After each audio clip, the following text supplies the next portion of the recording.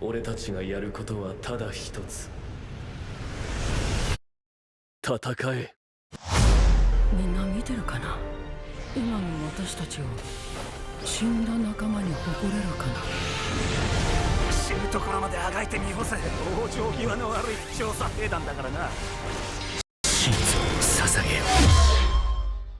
10분 안에 책 한 권. 안녕하세요, 장독대입니다. 여러분은 정의를 어떻게 정의하고 계십니까? 하버드에서 가장 인기 있는 강의이자 수백만 부가 판매된 전 세계적인 철학서 정의란 무엇인가를 파헤쳐 보도록 하겠습니다. 장독대님, 진격의 거인 보고 서평 만들어주세요. 처음엔 가볍게 보기 시작했습니다. 그런데 딱 떠오른 책이 있었죠. 정의란 무엇인가. 왜냐하면 에렌의 변화, 지크의 철학, 미카사의 선택, 이 모든 것이 정의라는 단어 아래 충돌하고 있었기 때문이죠. 그리고 이 질문은 이 책의 핵심 질문과 맞닿아 있습니다. 정의는 누구의 시선에서 결정되는가? 책도 만화도 단 하나의 공통점이 있다면 다양한 관점과 해석을 통해 독자는 자신의 가치관을 성찰하고 더 나은 사회를 위한 방향을 모색할 수 있다는 것이었습니다. 책의 주요 내용은 이랬습니다. 공리주의, 최대 다수의 최대 행복을 추구하는 이론으로 벤담과 미래 세상을 중심으로 설명됩니다. 자유주의, 개인의 자유와 권리를 강조하는 관점으로 칸트와 롤스의 이론을 통해 소개됩니다. 공동체주의, 개인의 정체성과 도덕적 판단이 공동체와의 관계 속에서 형성된다는 관점으로 아리스토텔레스의 목적론적 정의관을 중심으로 설명됩니다. 그런데 말이죠, 철학적 탐구로서 보는 것도 좋고 논의보다 실제 사회에 접목한 공동체 내에서 실현되어야 할 가치로서 도덕적 딜레마에 대한 실천적 접근으로 봐도 좋습니다. 그리고 공동체적 관점이 자유를 억압한다고 하는 일부의 비판적인 서평들도 재미있게 봤는데요. 어쩌고 저쩌고 떠들었지만 그냥 한 줄로 말하면 그만큼 단순하지 않다는 얘기입니다. 그러니까 우리 만화로 단순하게 보자고요. 너무 쉽다 보니 어이가 없어 헛웃음이 나올 장독대식 해석 들어갑니다. 내 이름은 에렌 예거. 어릴 때 난 벽에서 살았어. 거대한 벽, 그 너머엔 괴물들이 살고 있었지. 거인이라고 불리는 녀석들. 어느 날 그 거인들이 우리 마을을 부숴버렸고 엄마가 눈앞에서 잡아먹혔어. 그때 난 결심했지. 전부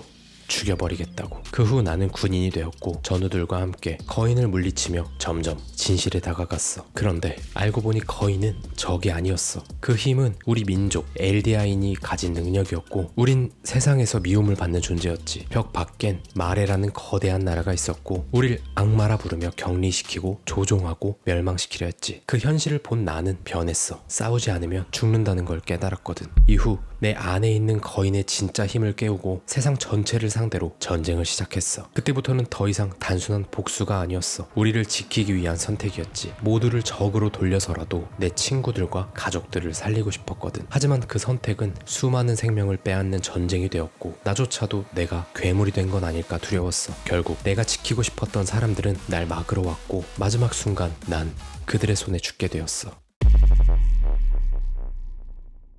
만화를 한 번 보신 분들은 두 번째 볼 때 아주 다른 관점으로 보게 된다고 하는데요. 처음엔 그저 내 가족을, 나의 평화를 앗아간 거인에 대한 분노로 보았지만 다른 복선을 암시하는 것이었죠. 결론부터 말하자면 에렌은 틀렸습니다. 하지만 완전히 틀렸다고 하기엔 또 어렵더라고요. 정당성과 비판, 이분법적으로만 볼 게 아니라 우리는 새로운 질문이 필요한 겁니다. 왜 에렌에게 그 선택밖에 없었는가? 그런 사회, 그런 세계는 과연 정의로운가? 주인공 에렌 예거는 철학적으로 모아 상충 구조를 이루는 것으로 보였습니다. 에렌은 결국 세계의 다수를 희생시켜서라도 엘디아인을 지키려 하죠. 하지만 이 선택은 다른 이들의 생명과 자유를 침해하는 행위입니다. 우리 공동체의 최대 다수를 위한 최대 행복, 칸트적 자유주의에서는 인간은 어떤 경우에도 수단이 되어선 안 된다고 보기에 이 부분에서 많은 독자들이 난해하다고 생각할 것 같기도 했어요. 에렌은 결국 전 세계인을 수단으로 삼았고 이는 자유주의 윤리에 정면 위배되는 거죠. 에렌은 엘디아인의 생존이라는 공동체의 목적을 최우선으로 두지만 동시에 그는 엘디아 내부의 조율이나 민주적 합의 없이 혼자 결정을 내립니다. 즉 공동체적 대의와 개인적 신념이 모순적으로 함께 작동하고 있는 거죠. 내가 선택했어. 이건 내 자유야. 본인은 자유주의의 선택을 정당성으로 내세우지만 그 결과는 전체주의적 파괴로 이어집니다. 자유로 시작해 전체주의로 끝난 그의 행동은 자유주의 윤리의 역설적, 비판적 먹잇감이 되기 아주 좋습니다. 에렌은 단순히 한 이념의 상징이 아니었죠. 그는 공리주의적 계산, 공동체주의적 사명감, 자유주의적 선택권, 이 모든 것을 끌어안은 채 세상을 향해 질문을 던진 인물입니다. 이 세 가지 이론이 부딪힐 때 인간은 어떤 선택을 할 수 있는가를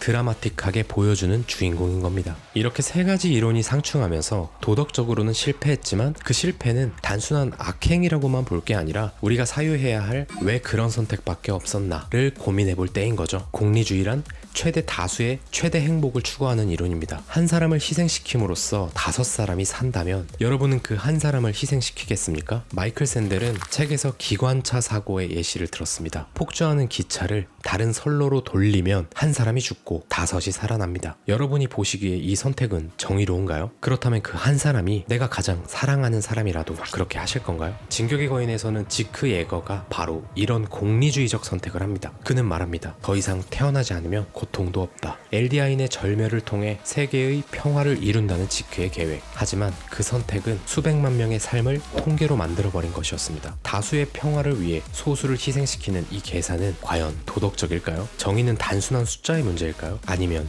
우리가 누구를 희생시켜도 되는가를 선택하는 문제일까요? 자유주의는 인간의 존엄성과 자유로운 선택을 가장 중요한 가치로 봅니다. 칸트는 말하죠. 사람을 절대 수단으로 사용하지 말라고. 예를 들어 5명의 환자가 있고 1명의 건강한 사람이 들어옵니다. 건강한 1명을 희생시키면 5명을 살릴 수 있습니다. 여러분이라면 멀쩡한 한 사람을 수술대에 올리겠습니까? 리바이는 마지막까지 동료를 잃는 정의를 감당해야 했습니다. 미카사는 사랑하는 사람을 스스로의 손으로 막아야 했고요. 하지만 에렌은 자신의 자유를 실현하면서 타인의 자유를 박탈하는 선택을 하게 되죠. 자유란 나의 선택뿐 아니라 타인의 선택을 존중하는 윤리에서 출발합니다. 그런 측면으로 보아 잘 지켜진 것 같지는 않아 보이는데요. 공동체주의는 개인이 아닌 공동체 속에서 의미를 찾는 철학입니다. 아리스토텔레스는 인간을 폴리스적 존재, 즉 사회적 동물이라 말했습니다. 책에서는 이론만이 아니라 목적론적 정의가 등장하죠. 공동체가 추구하는 목적이 곧 정의의 기준이 된다는 건데, 진격의 거인에서 가장 복잡한 공동체는 엘디아와 마레입니다. 가비와 파르코, 라이너는 마레를 위해 목숨을 바치고 벽 안 사람들은 우리는 우리다 라는 이유로 다른 공동체를 향해 칼을 듭니다. 가비는 마레의 전사 후보생이었죠. 어릴 적부터 엘디아인은 악마다 라는 교육을 받고 자랐어요. 자신이 선을 위해 싸우고 있다고 철저히 믿게 되죠. 엘디아 내 사람들을 공격하면서도 죄책감이 없습니다. 마레의 목적을 자신과 동일시하고 있어요. 라이너는 가비보다는 복잡한 내면을 가지고 있는데요. 엘디아 출신이지만 마레에 충성하기 위해 벽 안으로 침투했고 수많은 사람을 죽였고 그 죄책감에 시달리게 되죠. 자신이 옳은 공동체를 위해 헌신한다고 믿었지만 시간이 지나며 그 공동체의 정의에 회의를 품게 됩니다. 이처럼 공동체주의가 맹목적 충성으로 흐를 때 생기는 내적 붕괴를 보여주는데요. 정의는 공동체가 추구하는 목적에 따라 달라지기도 합니다. 하지만 그 공동체가 틀렸다면 우리가 정의로운 선택을 하고 있다고 믿고 있지만 사실은 누군가의 논리에 세뇌당하고 있는 거라면 어떨까요? 공동체의 목적이 개인을 짓누르기 시작할 때 그들이 추구하는 정의는 어디로 가는 걸까요? LN의 선택은 결국 실패였을지도 모릅니다. 하지만 그가 품었던 질문은 지금 우리가 살아가는 현실에도 그대로 남아있습니다. 우리는 얼마나 자주 타인의 고통 위에 세워진 나만의 정의를 당연하게 받아들이고 있을까요? 직장에서, 정치에서, 가족 안에서 누군가의 선택은 정의였고 누군가의 침묵은 폭력이 되었던 순간들을 떠올려보세요. 진격의 거인은 허구였지만 그 안에 던져진 질문들은 너무도 현실적입니다. 모두의 정의가 같을 수 없는 시대에 우리는 어떤 기준으로 판단하고 있나요? 여러분은 정의를 만들고 있습니까? 아니면 누군가의 정의 속에 침묵하고 있습니까? 오늘의 영상 마치겠습니다. 정의가 모호하다고 한들 그게 무슨 상관인가? 정의도 선택한 자가 갖는 특권이다. 당신이 사랑하는 모든 사람들을 죽이지 않는다는 조건으로 당신이 미루고 있는 일을 지금 당장 하라고 한다면 당신은 바로 이 영상을 끄고 할 일을 할 수 있는가?